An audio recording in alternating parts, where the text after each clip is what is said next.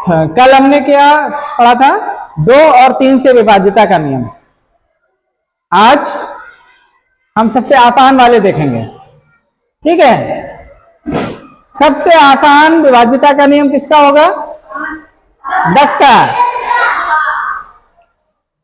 सबसे सरल नियम होता है 10 से विभाज्यता का। क्या होता है? क्या नियम होता है? अगर इकाई के स्थान पर 0 है तो वो 10 से भाग चला जाएगा। उसमें कोई भी संख्या है, उसमें इकाई के स्थान पर अगर 0 है, इकाई अंक के पास अगर 0 है तो उसमें 10 से भाग चला जाएगा। 0 कहां होगा? 10, 20, 30, 40, 50, 60, 70, 80, 90, 100, 110, 120। इनको मना कर दिया। ऐसी कोई भी संख्या है जिनमें इकाई अंक पर 0 होता है, उसमें 10 से भाग चला जाएगा। बस सबसे आसान तरीका है और सबसे आसान नियम है 10 से भाग देने का। अगर किसी भी संख्या कितनी भी बड़ी हो, इकाई स्थान पर अगर 0 है तो 10 से भाग चला जाएगा, ठीक है। उदाहरण के तौर पे देखो, ये आपको दिए गए हैं। इसमें हम देख रहे हैं कि 780 में क्या है? इकाई पे 0 है। 210 में इकाई पे 0 है। 1000 में इकाई पे 0 है। 40 में इकाई पे 0 है। और 00 40 नहीं है, 4000 ही है। ये कॉमा लगा हुआ है। हाँ, ये 40,000 है। ये 40 नहीं है, ये 4000 में यहां पे देखेंगे 0 पर इकाई के स्थान पर 0 है तो यहां पर भाग 10 से चला जाएगा। ये सारी संख्याएं 10 से विभाज्य है क्योंकि इनका अंतिम अंक 0 है, 0 है। विभाज्य नहीं है कौन सी? 8 है, इसलिए ये विभाज्य नहीं है। इसका अंतिम अंक 0 होना चाहिए था, वो यहां पर नहीं है, ठीक है। तो सबसे आसान नियम 10 का है। हाँ, अब हम आते हैं 5 की विभाज्यता का नियम। ये भी बहुत आसान है। इसमें इकाई के स्थान पर क्या होना चाहिए? जैसे 10 में 0 होता है तो इसमें 0 हो या 5 हो। इसमें 0 या 5 है तो 5 से पूरा भाग चला जाएगा। 2, 5 और 10, इनसे भाग देने के लिए हम सिर्फ इकाई का अंक देखते हैं, बाकी और हमें पूरी संख्या से कोई मतलब नहीं होता है। हाँ, 2 में इकाई के स्थान पर 0, 2, 4, 6, 8 में से कोई भी हो भाग चला जाएगा। 10 में इकाई के स्थान पर सिर्फ 0 हो, भाग जाएगा।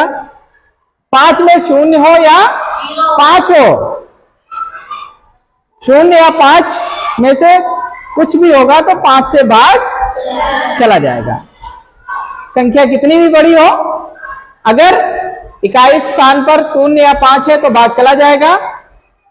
इसमें देखो 5 से विभाज्य नहीं है। ये कौन सी? 123। इकाई स्थान पर क्या है? ये 3, तो इसे 5 से भाग नहीं दिया जा सकता क्योंकि अंतिम अंक इसका कितना है? 3 है। नियम क्या है? एक संख्या 5 से तभी विभाज्य होगी जब इसका इकाई का अंक 0 हो या 5 हो, ठीक है। उदाहरण के तौर पर हम आते हैं तो देखेंगे 4345 इकाई स्थान 5 है, 5 से विभाज्य है। 3780 इकाई स्थान 0 है, 5 से विभाज्य होगी। 123 में इकाई के स्थान पर 3 है, ना ही 0 है ना ही 5 है, तो ये 5 से भाग इसमें नहीं जाएगा।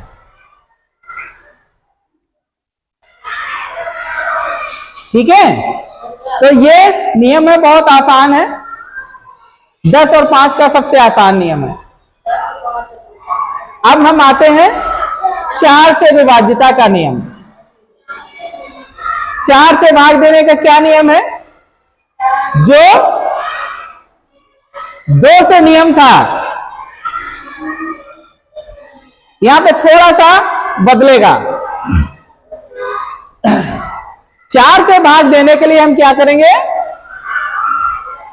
चेक करेंगे कि इकाई और दहाई, अब हम 2 अंक देखेंगे। कितने देखेंगे? इकाई और दहाई। कितनी भी बड़ी संख्या हो, हम सिर्फ इकाई और दहाई को देखेंगे। इकाई और दहाई से जो भी संख्या बनेगी, उसमें अगर 4 का भाग चला जाएगा तो पूरी संख्या में चला जाएगा। ठीक है, अब देखो 4 से विभाज्यता का नियम है कि यदि किसी संख्या के अंतिम 2 अंकों से बनी संख्या, यानी कि इकाई और दहाई 4 से विभाज्य है, तो पूरी संख्या 4 से विभाज्य होगी। इसके अतिरिक्त यदि किसी संख्या के अंतिम 2 अंक 0 0 है, तो भी वह संख्या 4 से विभाज्य होगी। अगर इकाई दहाई के स्थान पर 0 है, तब भी वो संख्या 4 से विभाजित हो जाएगी। ठीक है, उदाहरण देखो। पहली संख्या क्या है?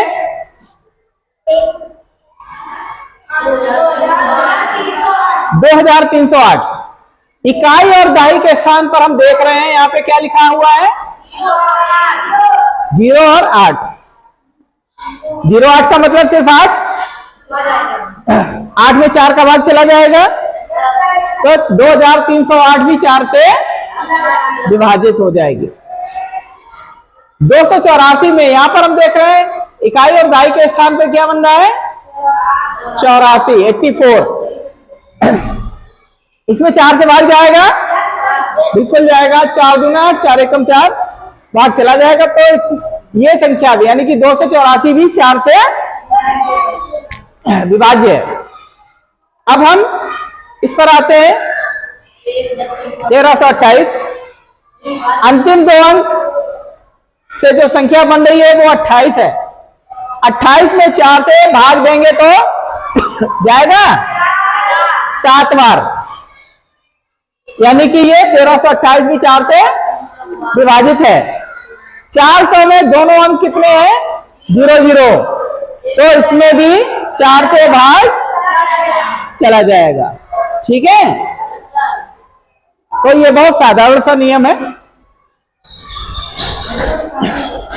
इसी तरह से अब हम आते हैं 8 से विभाज्यता का नियम। हम एक तरफ से इसीलिए नहीं पढ़ा रहे क्योंकि इनमें कुछ संबंध है। जैसे 10 और 5 में संबंध था, वैसे 2 4 और 8 में संबंध है। 2 में हम इकाई का स्थान देखते हैं, 4 में हम इकाई दहाई का स्थान देखते हैं, और 8 में इकाई दहाई सैकड़ा का 3 अंकों से बनी संख्या को देखेंगे। 8 से विभाज्यता का नियम यह है कि यदि किसी संख्या के अंतिम 3 अंक 8 से विभाज्य है, तो वह संख्या पूरी संख्या 8 से विभाज्य होगी। यदि संख्या के अंतिम 3 अंक 0 है, तो भी वो 8 से विभाज्य होती है। 4 वाला ही नियम है। 4 में हम 2 अंक देखते हैं और 8 में 3 अंकों को देखेंगे, बस। अंतिम 3 अंकों को देखें, अगर उन अंतिम 3 अंकों में भाग जा रहा है, तो वो संख्या 8 से पूरी तरह से विभाजित हो जाएगी। उदाहरण के तौर पे हम देखेंगे, इसमें देख रहे हैं 4832। अंतिम 3 अंक कितने हैं? 832। 832 में हम 8 का भाग देंगे, 8 एकम 8, 3 को उतारेंगे 0 आएगा, फिर 2 को उतारेंगे 8 चौको 32, पूरा कट गया। यानी कि ये पूरी संख्या 8 से कट जाएगी, यानी कि विभाजित हो जाएगी। इसमें तीनों अंक 0 है, हमें कुछ नहीं देखना है, पूरा पूरा भाग चला जाएगा। इसमें हम देख रहे हैं 198 है, 198 में हम 8 का भाग देंगे तो 8 दूनी 16 बचा 3, ये 38 हो गया, 8 चौको 32, 6 बच रहा है। तो जो 6 बचेगा इसलिए क्योंकि इसमें से भाग नहीं जा रहा है इन 3 में, तो इस पूरी संख्या में भी 8 से भाग नहीं जाएगा। यही नियम है, क्योंकि अगर 3 अंकों से इकाई, दहाई, सैकड़ा से जो बनी संख्या है उसमें 8 का भाग चला जाएगा तो संख्या कितनी भी बड़ी हो वो 8 से विभाजित हो जाएगी।